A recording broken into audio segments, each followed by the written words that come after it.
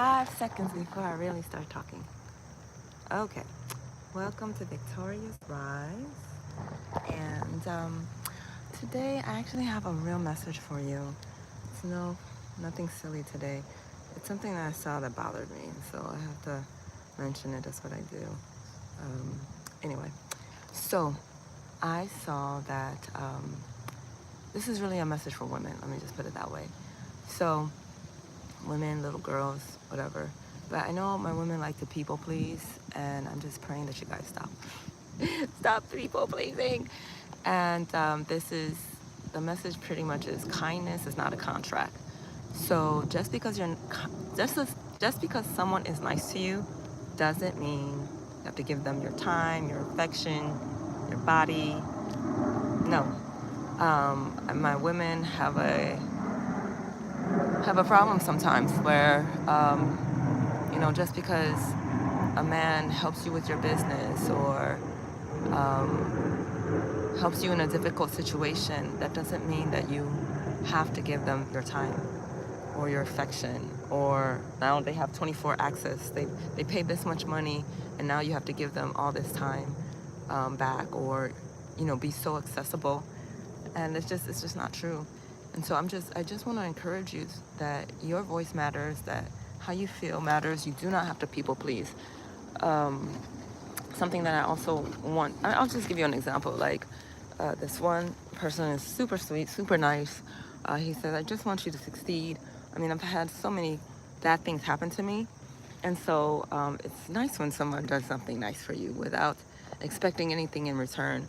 But I've noticed the conversation's kind of changed, which is saying little subliminal, saying little hints there that are going more toward a romantic side versus a friendship side.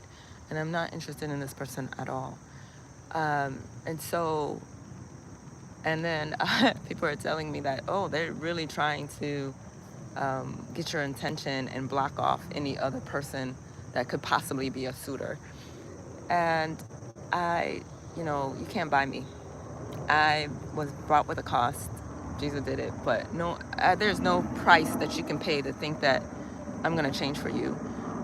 Some people have a price, I don't. So just because you help me with something doesn't mean I'm gonna change everything about me for you. I will be grateful. Best believe I will be grateful. I will be thankful. I will receive what I need to receive. But that doesn't mean that now you own me. So I know a lot of my women they feel obligated, they feel guilty. Oh, this person helped me, so now I have to do this. No, you don't. You do not have to do that. And I want to encourage you to say something too. Tell people that you have to create boundaries. And there's a friendship boundary, there's a professional boundary, and then there's that romantic boundary. And you can choose who you decide to come in your romantic boundary. But no one has to force themselves that way. And if they're not respecting it, that's the part that matters. So if you don't speak up, then, okay, here's what I know a lot of women will do. A man's talking about some stuff you don't want to hear. You change the subject. They grab for your hand, you pull it back. You do all these little clues, hoping they get the hint, but it needs to be said. You need to speak it out and let them know, hey, I just want to be friends. I really appreciate everything you do. I just want to be friends. And some people are a little fearful to do that, but I need you to speak up because that's how you create your boundary. And when you create the boundary, how they respond matters. So a respectful person they might feel hurt, but they'll respect it. They'll keep that boundary. And so you can still be friends with them. But there's other people who are not going to respect that boundary, and they're going to keep trying to pursue you in a romantic relationship, and that's not what you want. And those doors need to be closed, because if they're not respecting you then, they're not going to respect you later. So you can find a lot of things in the beginning. So I just really want you to really think about some of these things. Speak up when you're not comfortable. Don't change the subject. Don't give hints. Speak up. The other thing that I also want you to think about is a lot of times some people, they mean well, and you're the one that's taking it wrong.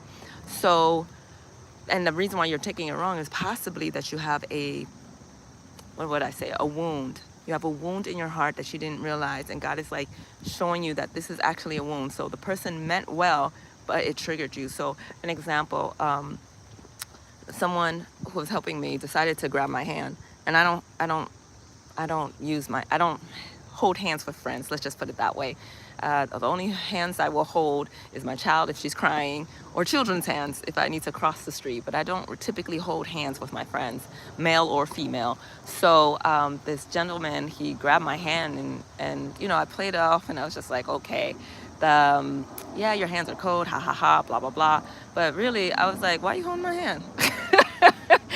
And eventually I said something. I was like, you know, I don't hold hands with friends, so please don't do that again. And he was respectful, and he understood, but I had to say something. Now, if he wasn't respectful and he kept trying to hold my hand and all this other stuff, then we would have a problem. We wouldn't be friends still. I would have to close that door, even though he's helping me and encouraging me and doing great things. But if you can't respect me in the little, then when things get real serious, then you're not gonna respect me later. So, but I realized that I also had a wound, and the reason why I didn't like him holding my hand, or I really don't hold hands with friends, is because the only person that I will hold hands with is somebody I'm in a relationship with. And the last person I was in a relationship with was my ex-husband, and he was a liar, a cheater, and just not very good. And so I pray for him, and the Lord bless him and help him and whatever. That's him and not my assignment anymore. But I realized, oh, I associated hand holding with him. Hand holding with him, and so I need to fix that. But it still made me uncomfortable. So I told the guy anyway, like, yes, don't hold my hand. No offense, we're still friends, whatever. Just don't hold my hand. I don't do that with people. But I had to speak up, and it's okay to speak up and see that there's a boundary, or there's a trauma that's affected, and get healed and still speak up.